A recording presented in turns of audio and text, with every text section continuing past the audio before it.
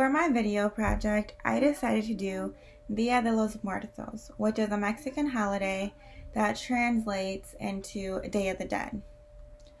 It always starts on November 1st and ends on November 2nd.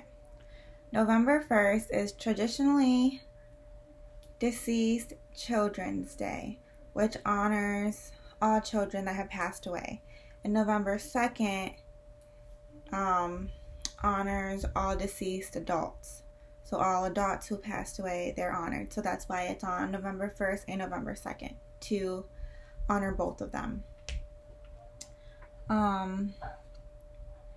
In 2008, the United Nations Educational, Scientific, and Cultural Organization recognized the importance of Dia de los Muertos by adding the holiday to its list of an intangible cultural heritage of humanity.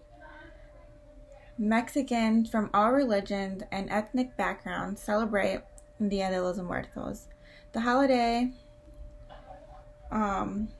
started thousands and thousands of years ago from the indigenous Indians, Aztec.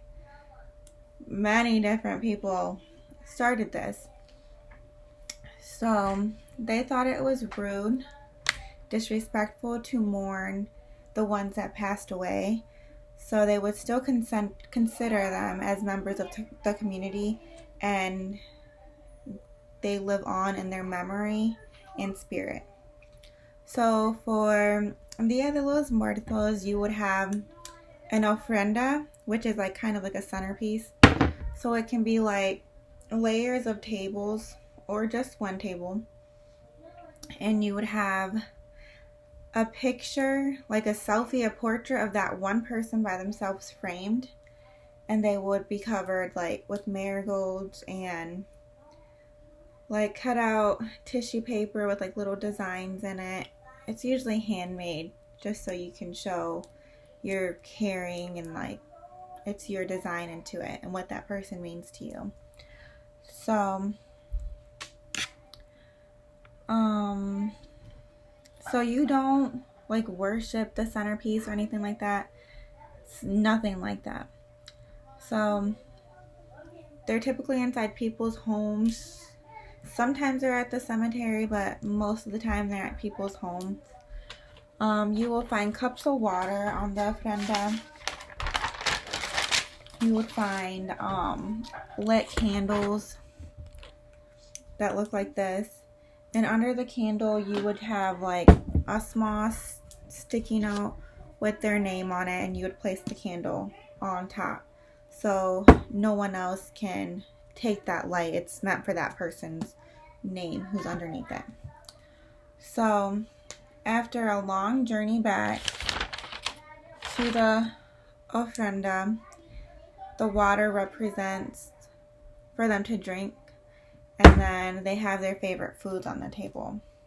So you would put their favorite foods in life on the table. So you would have like tacos with lime and cilantro and onions, or fried chicken, whatever that person liked, a certain soup. You would leave it on that table for 2 days. And then after the holiday's over, you would like throw it in a creek or in a ditch, like somewhere outside on your yard. So you don't want to just put it in a grocery bag and throw it in the trash. No, you have to like dispose it into nature. So if a child passed away and you have an ofrenda for them, or they're on your ofrenda, you would have like little toys for them on there, like things they like to play with. Marigolds are the main flowers in decorating the ofrenda. The flowers are made in a path trail leading from their grave to their house. So it's like a trail leading them home. So their place of resting to their place of home. It's so they can find their way back. So you light smoke from an incense, which is made from the resin of a tree.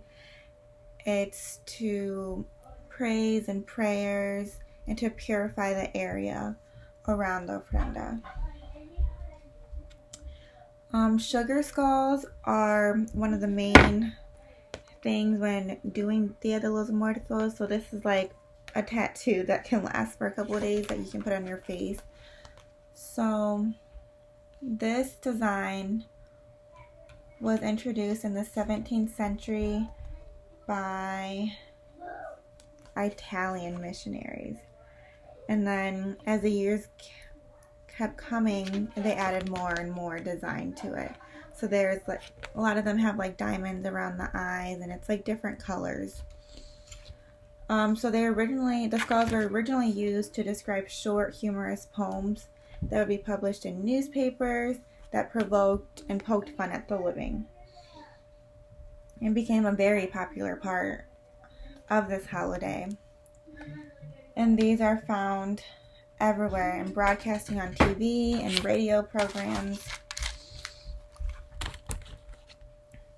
So the traditional belief in Mexico is that you get really hungry from traveling from the spirit world to the living world.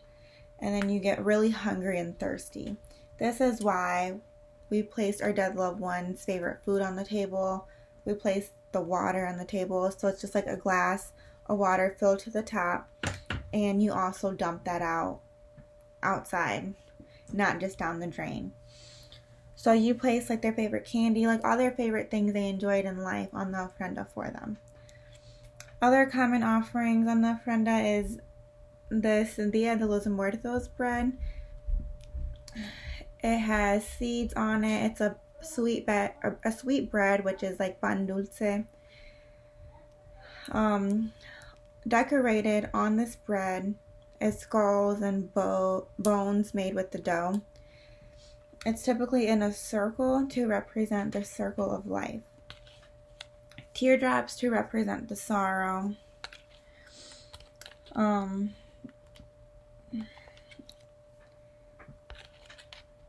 But so you have that, and then people would wear this when they put on their costumes for this holiday. This holiday is very social. It fills the street and the public squares all day and night. Many people will paint their faces like the sugar skulls, colorful dresses, and men wear suits. So it's just to make your loved ones feel welcomed, like just to get in character, just so you can feel close to them.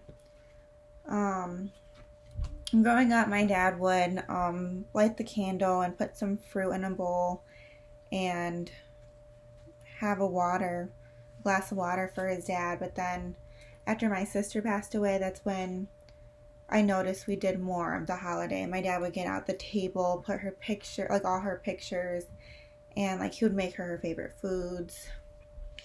And we always have a candle lit